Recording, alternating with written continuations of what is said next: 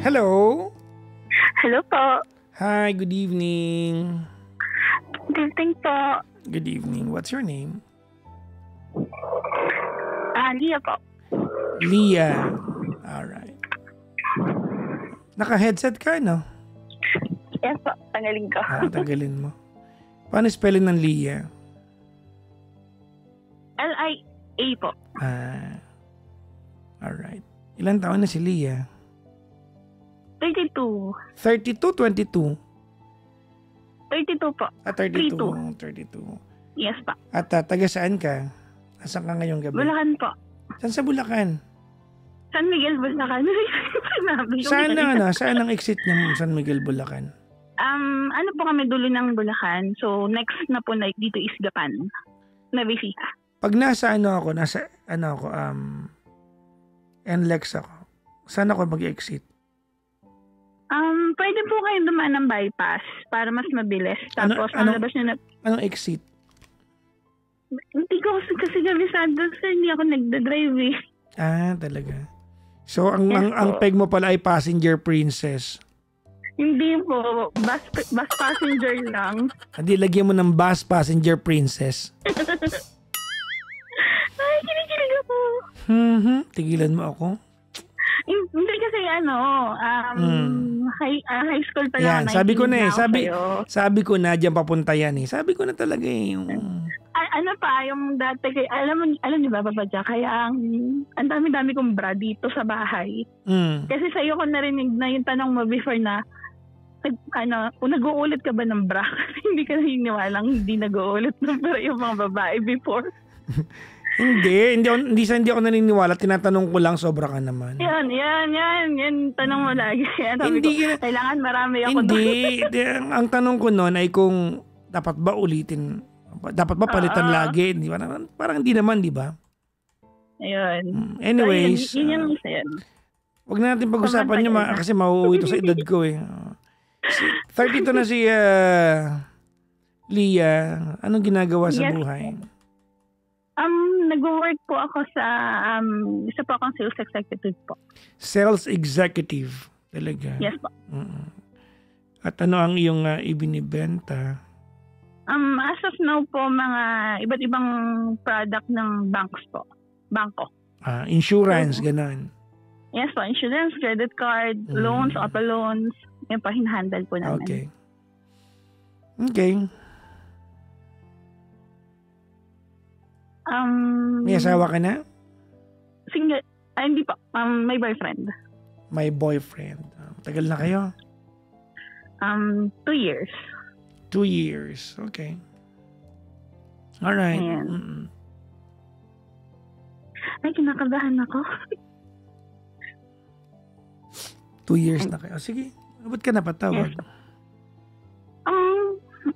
Kasi parang gusto ko lang mag-share din. Saka hindi kasi ako nagtatrust sa mga sinasabi ng mga friends ko and family kasi naniniwala kasi akong bias sila pagdating sa akin. And nakikita nila kasi yung good.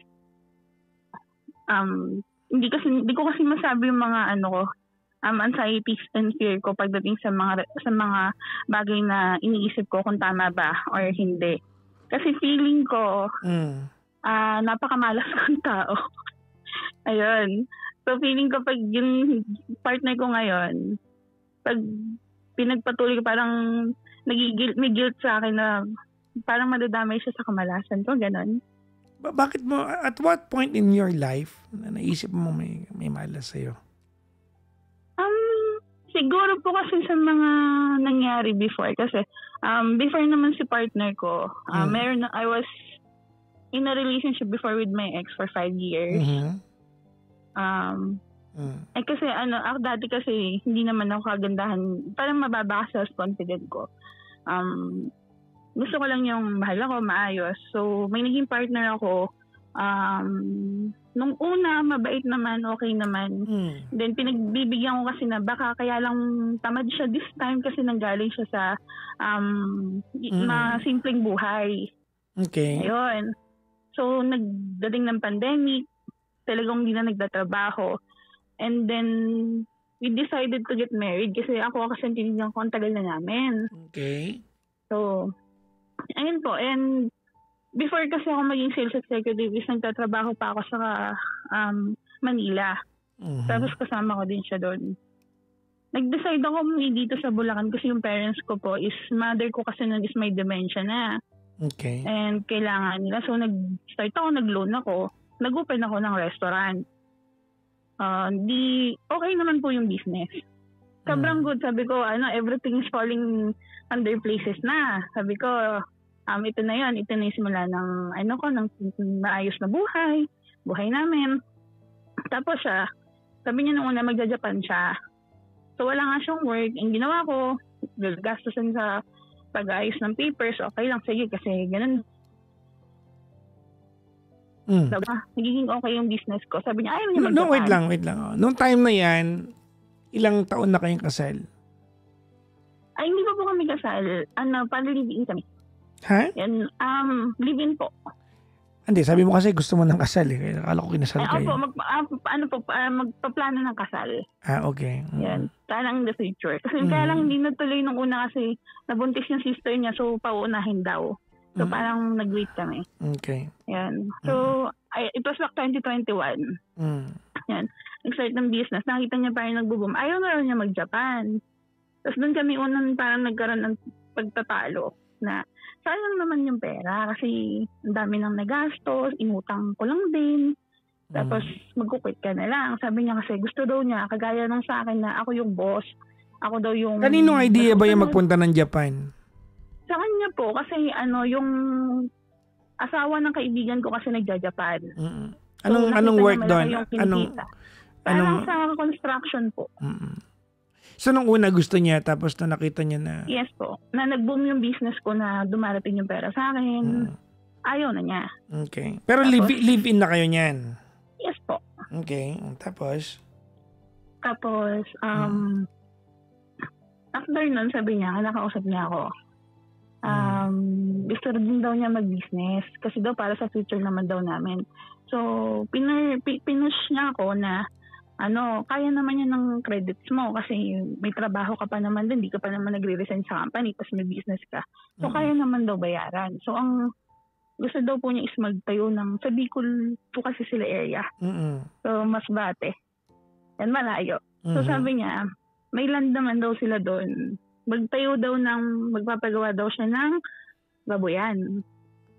Yung medyo malaki po. So, ending ko gusto niyo ng livestock business, parang gano'n. Okay. Yung po, ganun po. So sabi ko, kaya mo ba?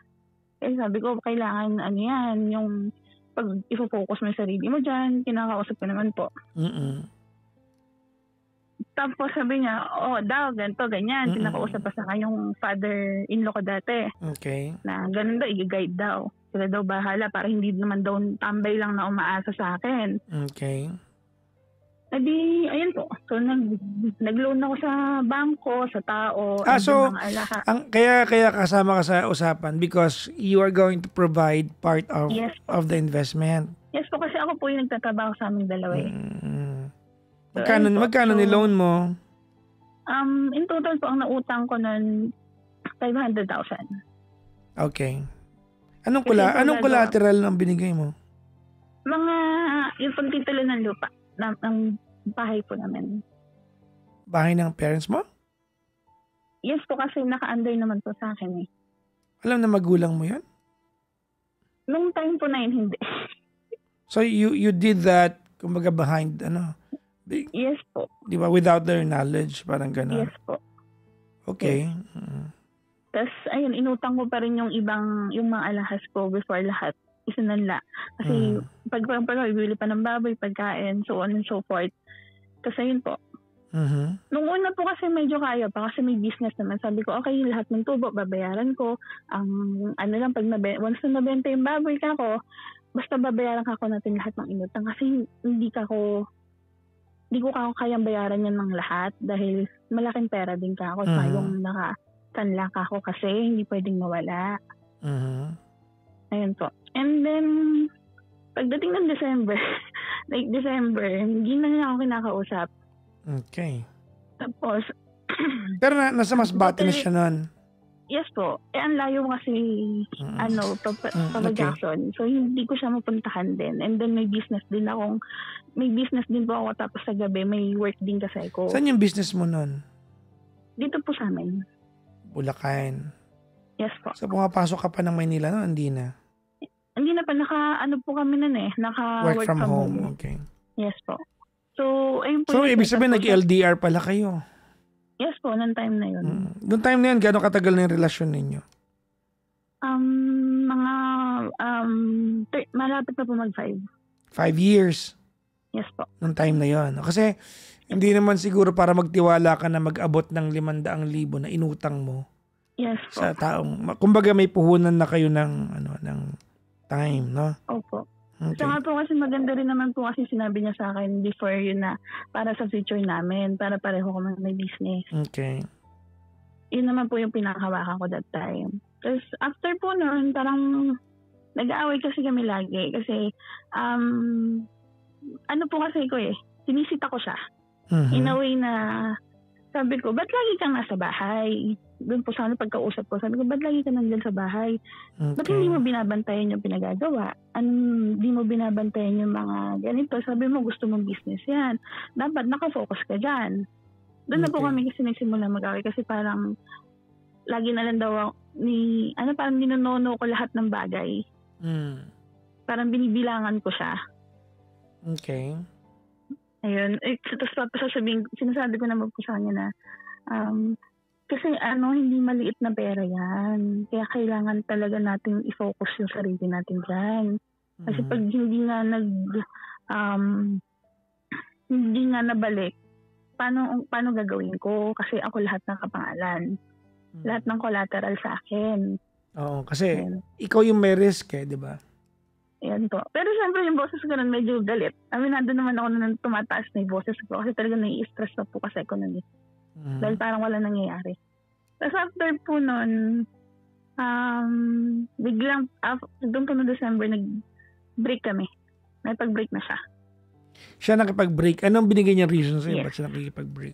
Kasi nga daw, lagi ko daw siyang inaaway. Wala na raw akong puro na lang daw pagbubunga nga. Hindi na raw kami nag-usap. Was he right? Tama naman po. Aminado naman po ako na nagagalit ako kasi sabi ko sa kanya, tuwing tatawagan kita, nag-ML ka lang. Anong silbi ng business mo? Tapos sabi ko, hindi mo man lang ako rin ako tawagan kung hindi pa kita tawagan, kung hindi mo pa kailangan ng pera, kung hindi pa kailangan kang humingi ng pera, hindi ka magkocontact. Doon pa ako nagagalit. Tapos sasabihin niya kasi pag daw tumatawag siya, busy ako. Sabi ko, alam mo naman ako na ang schedule ko 4 a.m. Kailangan kong mamili ng pagkain. Tapos ang open ka ako ng kainan hanggang till 2 p.m. Tapos yung the rest nun ako, bantay ko yung mother ko. Sa gabi, alam mo ako na may trabaho ka ako. Yun maliit lang ako yung oras ko talaga na pwede ako. Kaya pag tinatawagan kita, ang ginagawa mo naman ako, pagpapatayan mo ko ng phone, maglalaro ka. Tama ba ako yun? Okay. Ayun. Tapos, dumating yung biggest, actually, masaktan na ako nun. Parang sabi ko, sige, let's be civil na lang. Basta ako sabi ko naman sa kanya, whatever ka ako mapagbentahan nung lahat ng baboy na binili, ibalik mo na lang ako sa akin lahat ng puhunan na utang. Kasi ibabayad yun dito sa sinanla. Tapos the rest ka ako kung may kinita man, yun na itayo, sa'yo na. Kasi hindi ko naman hahabulin na. Basta ako ang mahalaga lang, yung mga naisanla, matubos. Ayun po. Tapos, nung December yun, kasi December sila nagbenta, hindi ko na po makontak. So parang parang inabandon niya yung utang niya sa'yo. Yes. Yes, wait lang, that was December of 2024. 2022 po. 2022. Yes. Wala kang kilalang kamag-anak niya, ganun. Kasi, have you been to Masbate? Kasi 5 years kayo Yes po. Yes po, umuwi naman po ako dun. So alam mo. Tapos, nung tinawagan ko na nagmamakaawa na ako sa mother niya.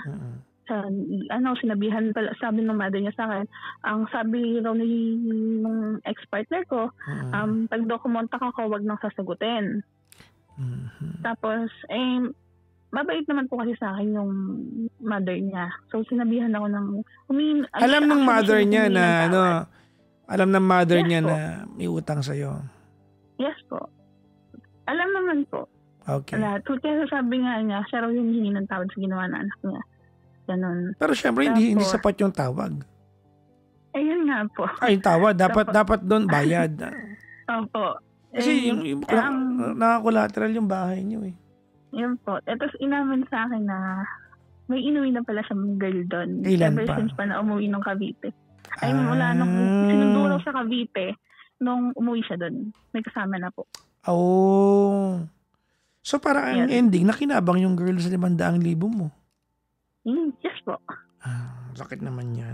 Ayun yung pinaka-most disappointment ko na parang feeling ko. Sobrang olats ko, sobrang malas ko. Tapos, sobrang suicidal ako that time kasi saan ko kukuha dito? Oh my God.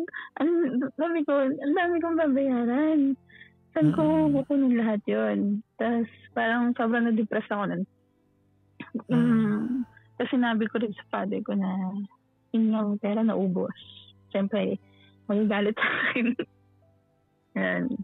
Na ganun-ganun ganito. Yung tipong bobo ko kasi, ba't ko daw ginawa, ba't ko daw pinagtiwalaan, hindi ko naman din alam.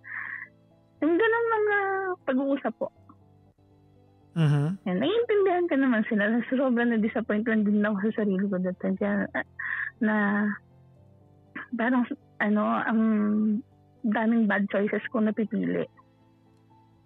Tapos, time na nagkasakit. So, hindi mo na nasingil yun? Hindi na po. Hindi na. Hindi mo na siya nakausap ever? Isang beses po this year lang. Okay. So, ano sabi niya? Did he try to explain himself? Humingi lang po siya ng sorry kasi naubos din daw po lahat din ng mga lahat po ng napundar din niya nawala na. Nasa abroad na rin po siya. May balak ba siyang bayaran yung 500,000? Wala. Kasi kaya ako lang din po siya kinanta kasi this year po kasi October. Last October lang. Yung father ko kasi is na hospital. Okay. So umabot yung bill namin na malaki. So wala talaga akong ibang malapitan. Wala na akong savings. So talagang pinahanap ko siya sa Facebook. Sabi ko kahit konti lang. Parang nagmakaawa na ako. Yan. Sabi ko kahit konti-konti lang natulong. May kasulatan ba kayo doon sa Wala po kasi. Kasi partner ko binigay ko lang talaga. Yun yung mali. Pero meron kayong di ba? Meron kayong transaction history in the bank. Ay, hindi. Yung mga ako lang po kasi ang nakapangalan lahat. Kasi wala siyang work. So, I mean, how did you give the money to him? In cold cash? Yes po. Oh. No, kasi, walang chat that even acknowledges na may nakuha siya sa 500,000. Wala? Wala po kasi binigay ko sa kanya na nandito pa siya. Sabi ko bago kami, tsaka itago mo ng parang ako pa nga nagtago sa jacket, baka ako mawala. Ayun po. So, that was sad, no? Grabe yun, no? Yes. How's your father now, by the way? My father is okay naman siya. Nasusuportahan ko pa rin naman po yung mga medication niya. Kaso yung mother ko passed away this July 1. I'm sorry to hear that. Yes. And yun yung siguro is mamigas regret ko kasi. Ano yun? Yun yung isa sa biggest regret ko sa buhay. Malas-malas kong tao. Parang feeling ko sa akin nangyagaling. Yung kamalasan ng alam yung feeling na feeling ko ako yung source ng malas.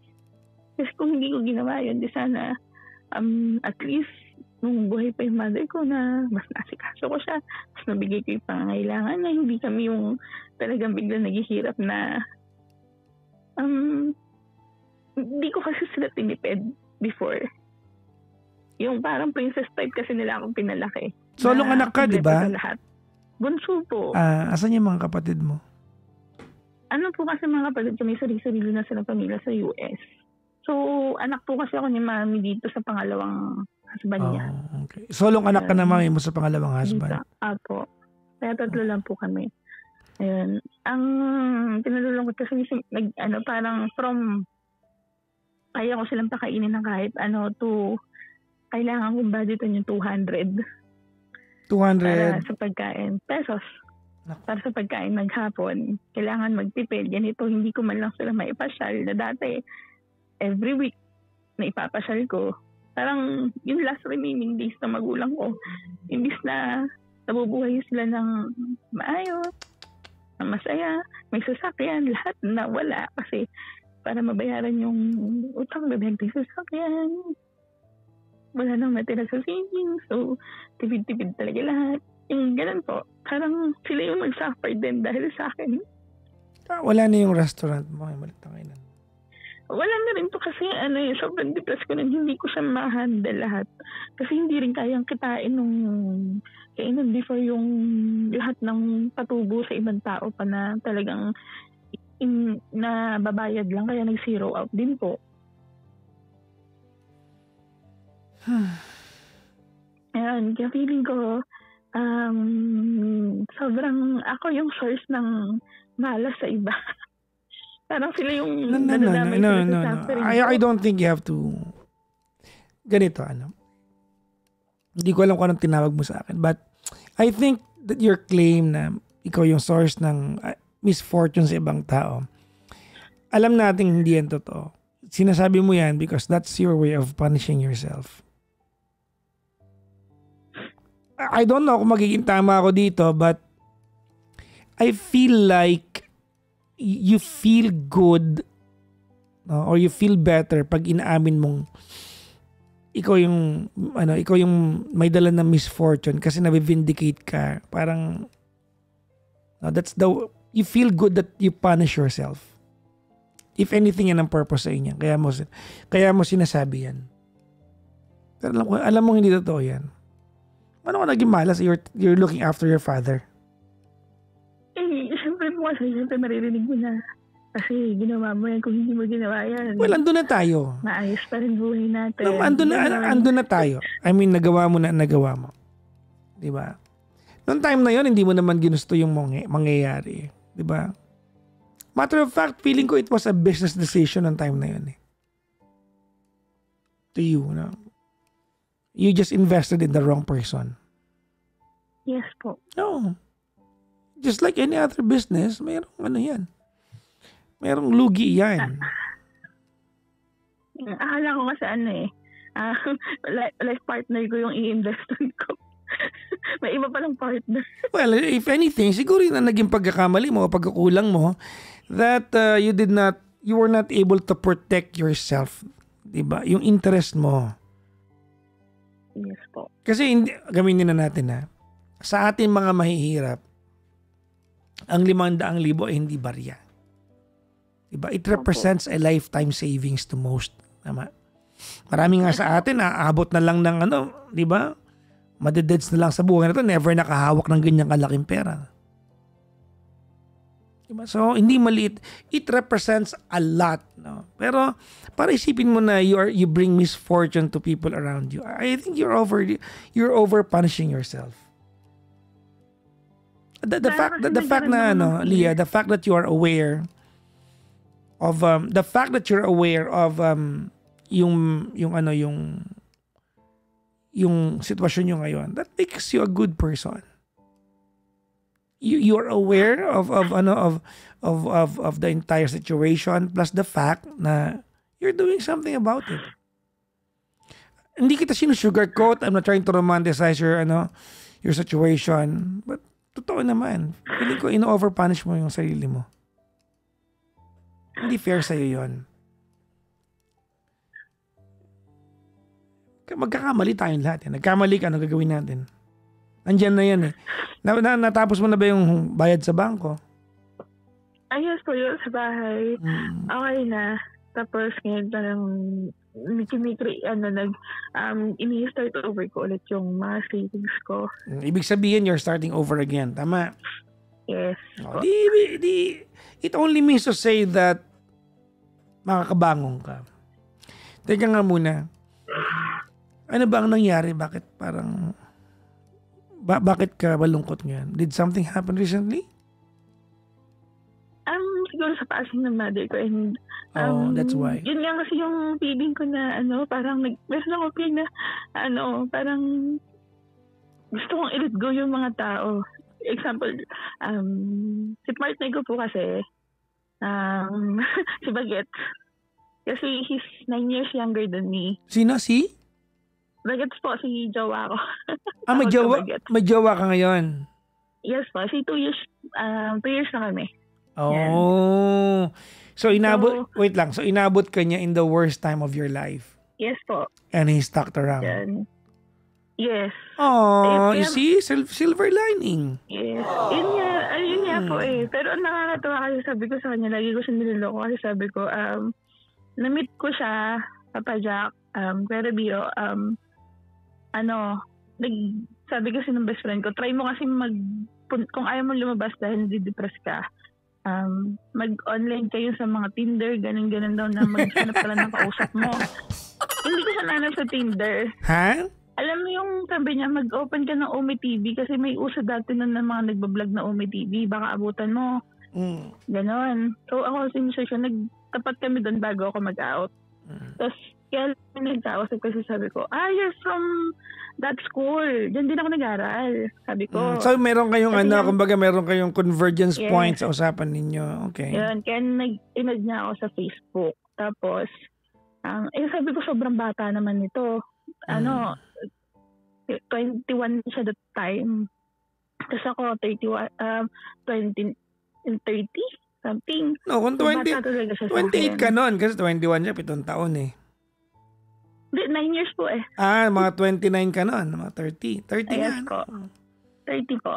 So, 30 ko, ka nun. Bata-bata ka. Kanito tawag ko sa kanya before Bagets. So, alam naman niya, siya yung parang naging batuhan ko ng iyak pagka nung time na nadidepress ako. So, sinabi ko naman sa kanya the whole truth. Tapos, ang una niyang inano sa akin is, labas ka, punta tayo ng chapel, sumamba ka ulit, ganun, balik ka kay Lord, ganun. Tapos doon. So, parang he encouraged you to have a healthier routine. Yes. Tapos, parang siya, parang kung may perfection ako nakita, parang sabi ko, Lord, okay, yung binibigay mo sa akin, kasi parang sobrang bata. Yung gano'n. So, nagda-doubt talaga ako. Pero, he proved naman po na kahit bata siya, ewan hanggang ngayon kasi sina-challenge ko pa rin siya. Kasi... Why do that? Don't do that. Enjoy. Kasi, may something ako sa akin na sabi ko, parang, baka madami siya sa kamalasan ko. But that is not healthy. That is not okay. Yun. Pero, bakit kung sasabihin sa'yo, Papa Jack, na napakabait niya? Kasi may Alzheimer yung mami ko. Iba pag may Alzheimer late stage, nandun na yung nagdudumi sila. Tapos tatago nila kung saan-saan. Hindi siya nandiri doon. Talagang tinutulungan niya ako na ilalabas ko muna si mother, hanapin ko kung saan niya tinago. Dalawa kami naghahanapan. Then why do you ask him to prove himself to you? Hindi naman po siya, kasi he already proven himself. Ang may problema ako. Kasi lagi ko sa kanya sinasabi na parang feeling ko, inaagaw ko yung youth mo. Kasi ang bata-bata mo pa, dapat nag-i-enjoy ka. Ako, running for my time na kasi yung father ko kasi gustong-gusto siya. Father ko mahal na mahal siya. Lagi, kinausap na siya na, paanong plano mo? Pakakasalan mo na ba yung anak ko? Ganon. Parang, ayoko kasi siyang ma-pressure. Na parang, baka mapilitan siya or hindi niya ma-enjoy yung life niya dahil nagmamadali ako. Leah, let's slow down a little bit. No? I understand you told me this, no? Na meron kang unhealed trauma in your heart because your ex did you wrong. Tama? Yes po. Pero hindi tama, diba, na ang torture will go to your present boyfriend. Hindi okay na para bang pinapadaan mo siya sa challenge every time to prove himself to you. Hindi okay yun. Hindi okay that you question his intention na palagi mo sabihin na baka I'm stealing away your youth or whatnot. Kasi masaya naman siya sa ginagawa niya eh. Ganito, ano. This is my belief and I know a lot of men would agree with sa akin sa part na to. No? One of the worst thing you can do to a guy is to make the guy feel insufficient. Isa yan sa pinaka-worst, ha? Oo. No matter your way of making a guy feel that, if you make a guy feel that the guy is insufficient, na, you might as well be pushing him away. And according to you, he's doing everything he can to be a part of your universe. However gloomy that universe is. Tama, mali? But you in the same breath, you are questioning whether tama yung decision niya to be around you. Di po, I'm questioning kasi myself na tama ba to? But in effect, siya yung kailangan mag-prove why he wants to be around you. You can say all you want na, no, it's not him, it's me. Pero ganito yan, no? Ang laging, lalaki kasi, so naintindihan ko, no? So ang lagi niyang isipin, teka lang, kulang ba yung ginagawa ko para ma-secure kita emotionally? Ganun lagi isipin yan. Kahit anong sabihin mo, na, no, it's me. But it has a direct, diba, direct impact sa kanya. I don't know if you look, ganito, Ana. Okay lang, real talk? Yes po. Okay. What your ex did to you is very unfortunate. Tama? Yes po. Ano yun parang in-scam na parang pinirahan ka. Tama, mali? Tama po. But a long time ago, 2 years ago when you met this new guy, you stopped being a victim na dapat.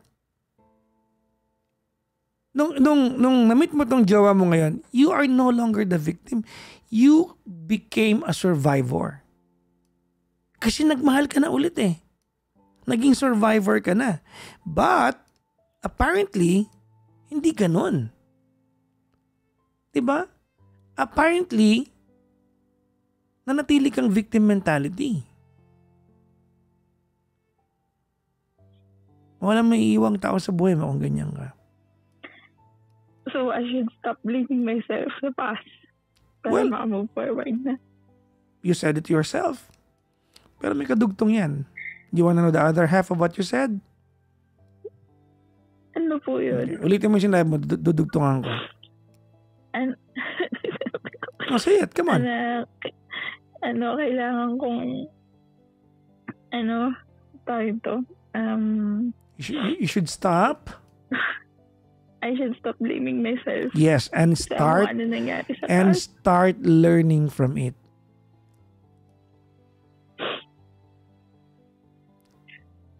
You have to start learning from it. Linyang-linya ko yan. Ulitin ko, sabihin ko sa'yo. Never miss out on the chance to learn the lessons of your own misgivings. Narinig niyo sa akin yan.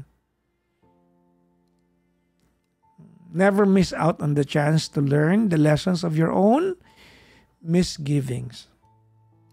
Nung sinagot mo siya, you should have stopped being a victim. Yes po, nagka-feel lang ulit ng yung year na to kasi sabi ko, sobrang dami kong regrets sa nawala yung mother ko. Kasi ang tanga-tanga ko. Yes. But somewhere, somehow in the heart of your mom, I know that she knows that her daughter is a survivor. And you have a good heart. You have a good heart. Para ba naman, di ba? Kita mo yun? Para ba naman ibigay mo sa jowa mo yung 500,000? That's number 1. Number 2, and this is the more important part. Ready? Yes po. You now have a boyfriend for 2 years. Tama, mali? Tama po. Your boyfriend who ran away with your money, you should stop making him a part of any conversation. Kasi iniinsulto mo na yung bago mong boyfriend. Kung maya't maya, yun ang dahilan ng pag-iyak mo, malungkot ka, nakaka-insulto yan. Hindi na po ako umiiyak sa harapan niya. It's still, dahil ba hindi ka umiiyak sa harapan niya? Does that change the fact na another guy from the past still bothering you? Hindi lang natutulog. Hindi okay yun. Kasi insult yun sa bagong boyfriend. Ikaw na nagsabi, reliable siya, tapos ganyan ka. Diba? Yes po.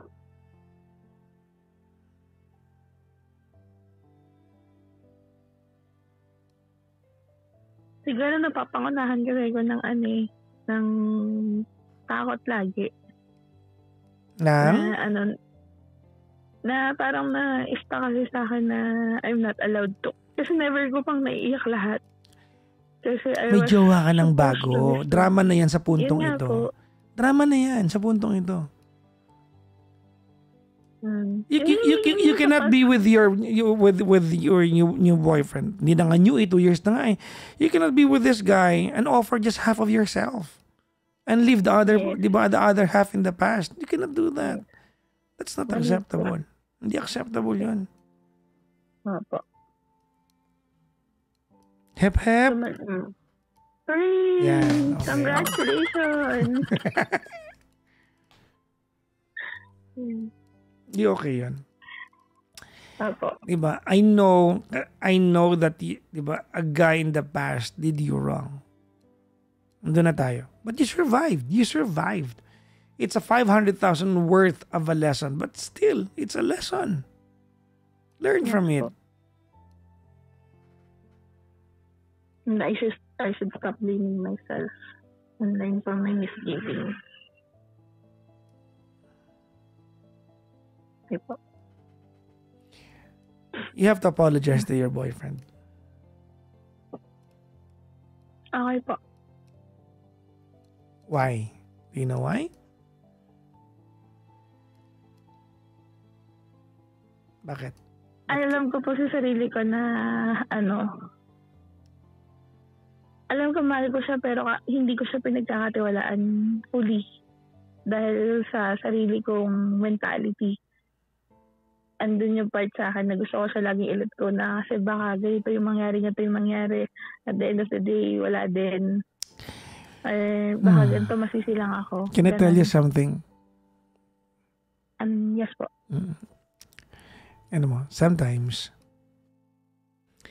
Sometimes we underestimate the happiness and the joy we bring to other people's lives.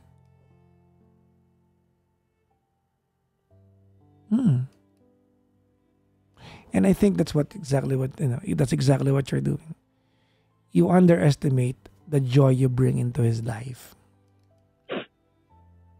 That's why he stays. That's why he loves you. That's why he takes care of the people you love. Because you bring joy into his life.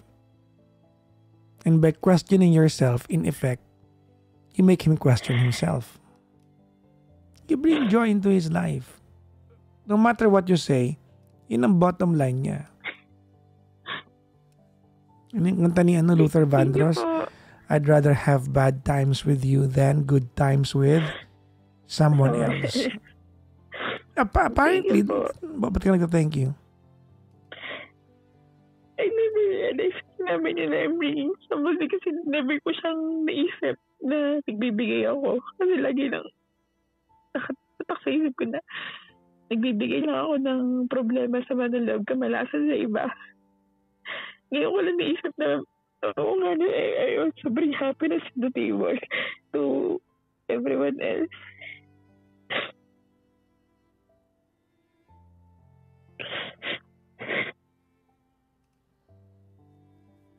Sorry po.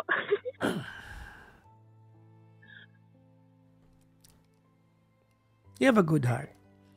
You're just too harsh on yourself.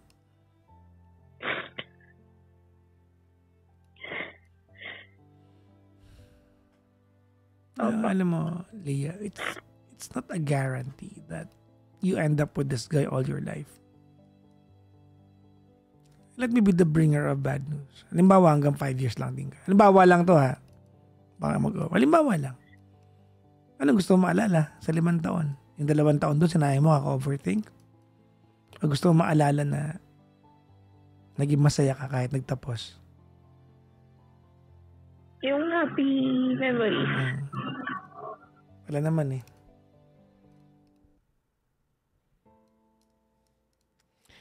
Oh well. Yan po. Ano mensahe mo sa kanya kung mapapakinggan niya itong usapan natin? Mahal. Try nyo kayang baguhin yung mga tawag. Game. Sobrang thank you sa lahat. From the very beginning hanggang ngayon na kahit na madalas lagi kitang tinatanong na if ever you find someone better, choose her kasi ang dami ko pang baggage, ang dami kong kailangan ayusin, yung inaasikaso ko pa yung parents ko, pero lahat yun iniintindi mo. Kahit ikaw na mismo nag-aasikaso sa father ko. Thank you sa pag-aalaga mo kay mother. Tinutulungan mo ako despite na nakikita mo ako na sobrang down ko. Hindi na ako nakakapag-ayos. Wala talaga. Sobrang haggard ko. Wala kang week na pinalyan na pumunta dito ever since na naligaw ka hanggang ngayon. Never kang pumalya. Pati nung time na nawala sa mami, ikaw yung nauna pa dito kaya sa akin. Napakadami pong effort sa akin. I'm sorry kasi lagi kita binibisit. Pero mahal kita. And lagi ko pinagpipray kay Lord na sana naging masaya ka. Yan. And I am hoping na maging better person ako para mas maging deserve ko yung love mo. Kagaya na nakikita mo na kamahal-mahal ako. Lagi mo sinasabi na wala ka ng ibang hanapin kasi nasa akin na yung gusto mo. Sobrang thank you, mahal. Love you.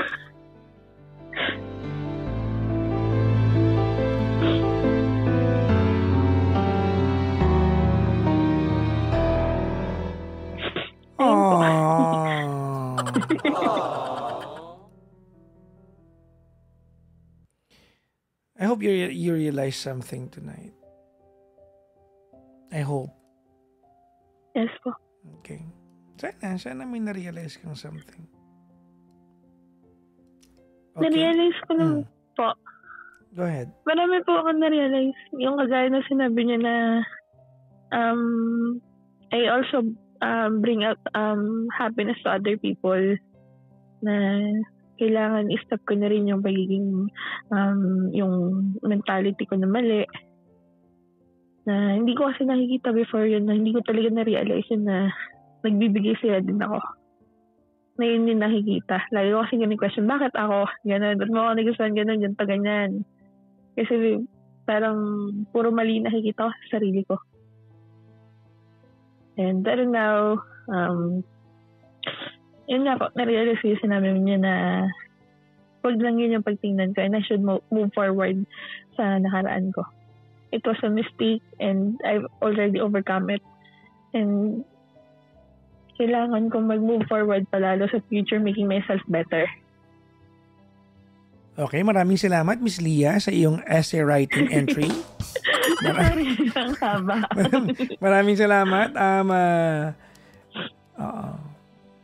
Okay na po? Yes po. Maraming salamat po, Papa Jackson. Good luck to you and congratulations for a new love story that you are a part of. Yes po. Kung sakaling ikakasal kami nito, pupuntahan kita. Yes, mag-iipon kayo ng budget para sa hosting kasi mahal ako. Itukulong kita na hosting. Yes, okay, pricey lang ako, pricey. May sumpa kasi ako. Pricey ako, may sumpa lang kasi ako na host. Pag ako na kasi nag-host, medyo may sumpa na hindi naghihiwalay yung kahit ayaw nyo na, hindi kayo.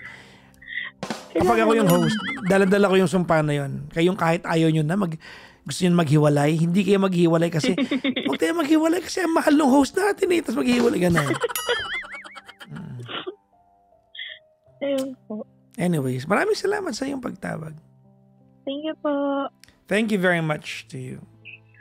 Bye po. Bye-bye.